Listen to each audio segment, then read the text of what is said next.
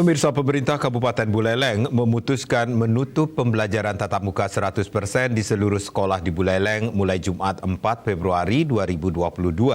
Penutupan dilakukan mengingat kasus terkonfirmasi positif COVID-19 di Buleleng kembali tinggi.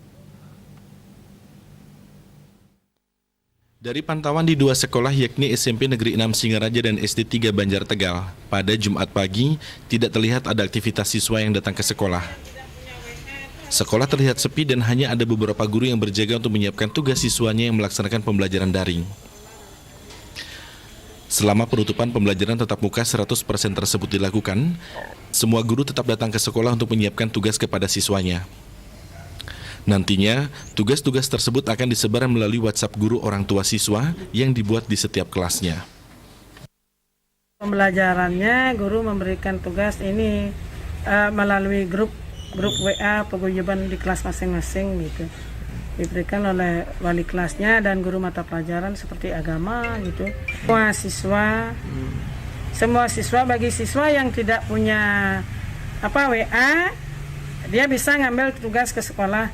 Kita buatkan ini tugas fotokopi.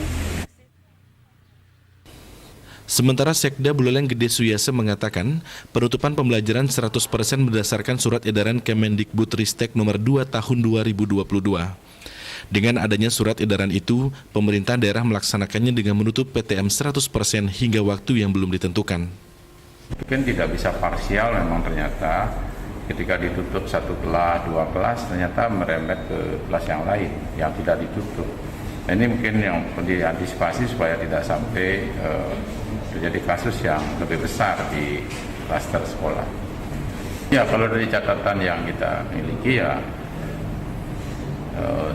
cukup banyak sekolah yang sudah ada kasus ya. Jadi baik SMP, kemudian SMA juga ada di Buleleng. Dari data, Bidang Data dan Informasi Satgas Penanganan COVID-19 Buleleng per Jumat 4 Februari 2022 pagi, sebanyak 27 guru dan tenaga kependidikan dan 72 siswa di Buleleng terkonfirmasi COVID-19. Komang Yuda, Bali TV.